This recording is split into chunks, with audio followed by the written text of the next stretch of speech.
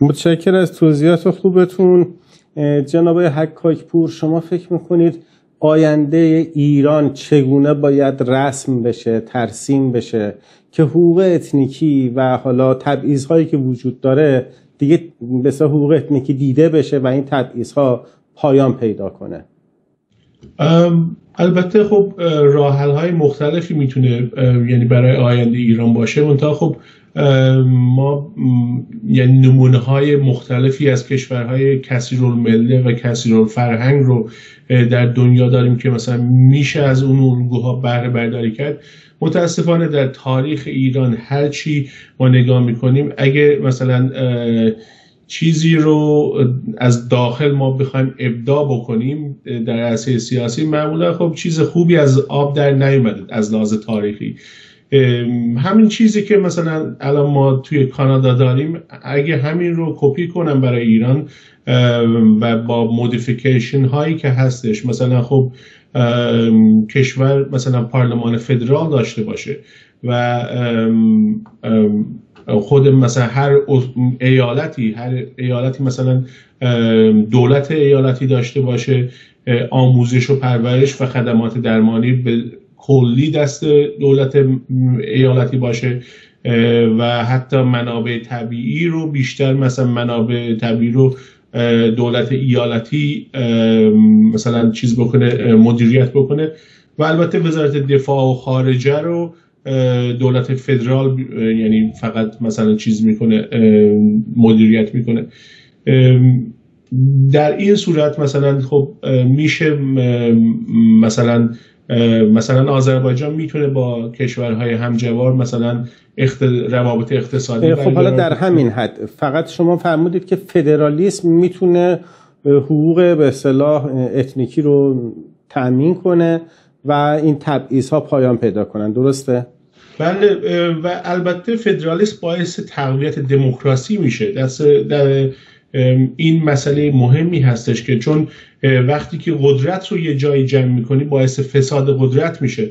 خب تفکیک قدرت در مناطق مختلف مانع میشه که مثلا خب اگه مثلا دموکراسی در تهران فرو ریخت، خب آذربایجان نمیذاره یا مثلا کردستان نمیذاره یا مثلا عربستان نمیذاره. خب اینها حتی برای مثلا اگه حتی من نوعی ترک نبودم طرفدار فدرالیسم می بودم، چون که باعث تفکیک قدرت میشه. تفکیک قدرت خوب هستش برای آینده دموکراسی در ایران. گروه های مرکز هراس دارن، میگن اگر فدرالیسم به اصطلاح اجرایی بشه، کشور فدرال بشه، یه گروه قسمت‌هایی از کشور ساز جدایی کوک میکنن و جدا خواهند شد. به خاطر همین در مقابل فدرالیسم مقاومت میکنن. شما عقیدتون اینه که اگر کشور فدرال بشه قسمت‌های مختلف نمیخوان بعداً جدا بشن؟ یعنی گروه‌های فارس به خاطر اینکه همه منابع کشور داره فقط سرازیر میشه از مناطق مختلف به صورت مستعمره، از مستعمره عربستان، از مستعمره آذربایجان، از مستعمره کردستان، همش داره سرازیر میشه به تهران و اقتصاد و فرهنگ و همه چیز اونجا مثلا فربهتر شده. خب منافعشون در این هستش. منافعشون نه، الان بحث اینه که شما فکر میکنید اگر فدرال بشه آیا قسمت‌هایی از کشور جدا میشه یا نمیشه؟ احتمالش هست یا نیست؟ چون که مثلا البته این خب یعنی امکان بسته به رأی مردم مناطق هستش طبیعتا. منتها خب مثلا توی کانادا که ما هستیم مثلا حق اکولایزیشن هستش، یعنی مثلا ایالت هایی که فقیرتر هستن دولت از اونها میگیره و از اونها حمایت میکنه.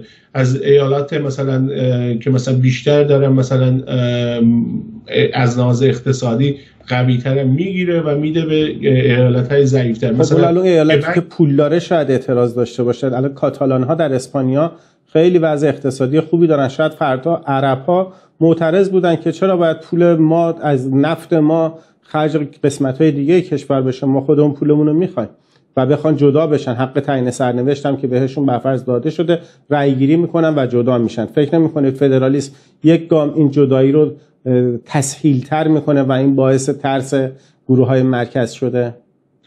و البته خب منابع طبیعی قسمتی این مسئله هستش که خب مثلا اگه مثلا اون برابری اقتصادی تا حدی صورت بگیره، خب مناطق مختلف ممکنه وضعیتشون بهتر باشه. همین الان که عرب ها هستن خب هیچی بهشون نمیرسه، در فقر مطلق به سر میبرن. یا مثلا آذربایجان به همچنین از منابع طبیعی که دارن نه میدونم که فایده‌ای نمیبرن. آره فدرالیسم باعث میشه که این تبعیضات برداشته بشه، ولی ترس گروه‌های مرکز اینه که میگه فردا که عرب‌ها حق و حقوق خودشون و حکومت ملی خودشون رو پیدا کردند، وضع اقتصادیشون که خب بهتر شد، فردا بگن ما میخوایم جدا بشیم.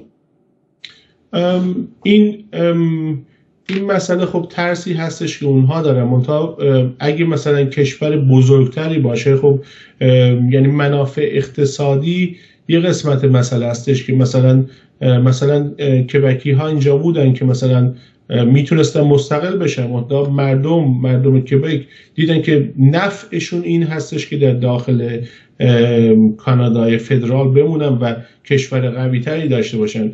الان مثلا بیشتر وزیرای خارجه کانادا فرانسوی زبان هستن، به جای اینکه مثلا یک کشور کوچکتر داشته باشن، خب اینها میتونن یعنی با همسایه هاشون رابطه اقتصادی برقرار بکنن، یعنی از مزیات بودن در کشور بزرگتر بهره مند بشن. خب باید مثلا یعنی این طرف قضیه رو چربوند به اون طرف قضیه که مثلا خب اینها مستقل بشن. متاسفانه گروه‌های اپوزیسیون داخل خارج ایران اینها یعنی تا اون حد حتی جلو نیومدن. در فدرالیسم به تابوی اینها تبدیل شده. یعنی حالا مثلا فدرال که مثلا خب یک مسئله‌ای هستش که برای حل مسائل اتنیکی و اینها حتی مثلا در مورد مسئله اتنیکی حتی صحبت کردن رو تابو میدونن.